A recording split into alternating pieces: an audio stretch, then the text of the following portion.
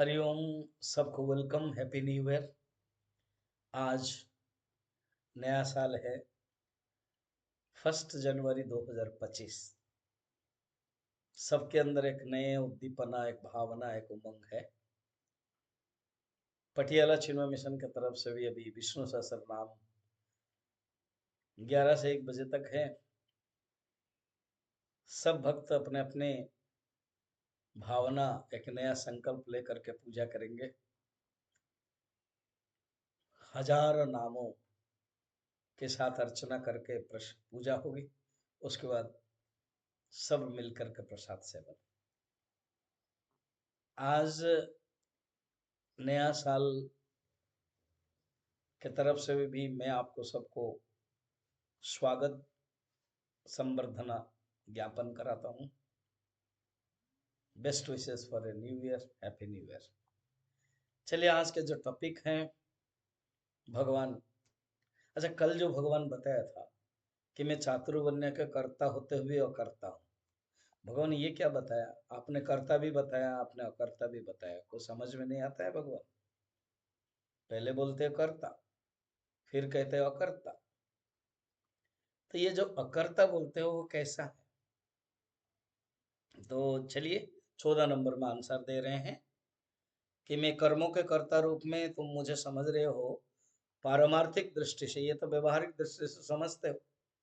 कर्म, जगत, सृष्टि, ये जो बातें आती है तो वो ईश्वर का फैक्टर आता है। और जो कुछ भी नहीं है, निर्गुण निराकार परमात्मा है। पारमार्थिक दृष्टि है, 3 सत्ता है: व्यवहारिक सत्ता, प्रातभाषिक सत्ता और पारमार्थिक सत्ता।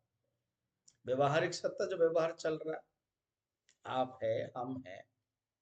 कहते हैं आप है, मैं, हम है। तो ये जो व्यवहार है, ये व्यवहारिक सत्ता है।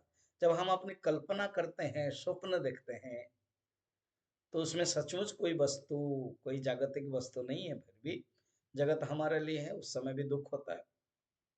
तो ये प्रातिभाषिक सत्ता कहते हैं, प्रातिभाषिक, भासमानत्वम। और पारमार्थिक सत्ता, इटर्नल रियलिटी, वो एक है। और ये दोनों केवल कल्पना मात्र है। तो ये जो पारमार्थिक सत्ता है, उस दृष्टि से मैं अकर्ता हूं, भगवान ने बताया था।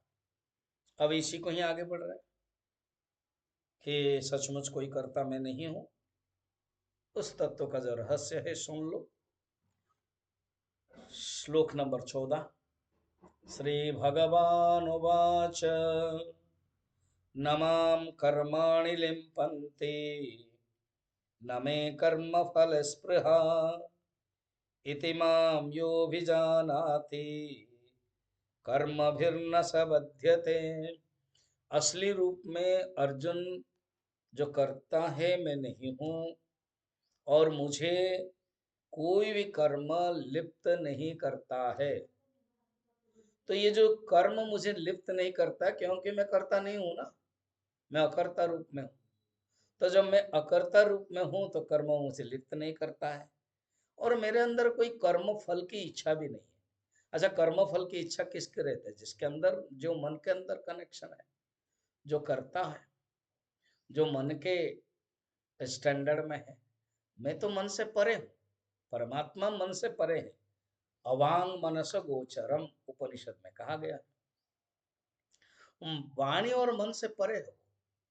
ऐसे मन और वाणी से परे जो परमात्मा, कहाँ ये कर्म और कर्म फल के चक्कर में रहेंगे?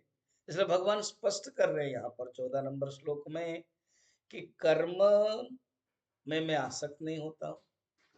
कर्म मुझे लिप्त नहीं करा सकता है। कर्म मुझे बांधता नहीं है, बंधता नहीं है, और कर्म फल की इच्छा भी नहीं है। देखो, जो जीवात्मा है वो कर्म, कर्म फल की इच्छा, प्रारब्ध, वासना, इन सब में इर्द गिर्द घूमता है। मगर जो परमात्मा है वो सब परे है। ये भगवान स्पष्ट यहाँ प्रमाण रूप में चतुर्थ अध्याय के 14 नंबर श्लोक में कहा, नमाम कर्माणि लिम्पन्ति न मे कर्म फले स्पृहा इति माम यो विजानाति। ऐसे जो मेरे स्वरूप, ऐसे जो परमात्मा के तत्व के रूप में जो जानता है, उनको भी कर्म बंधन नहीं करता है।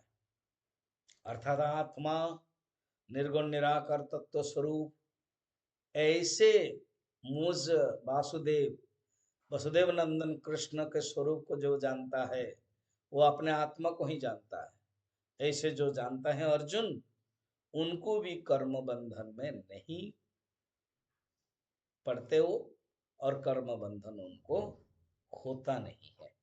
ये बड़े सुंदर विशेष बातें बताई। देखिए, इस अध्याय का नाम चतुर्थ अध्याय है, ज्ञान तत्व है, ज्ञान है, इसलिए भगवान इस कर्म के बारे में बताया। आगे फिर क्या कहेंगे हम लोग कल देखेंगे। आज इतना ही।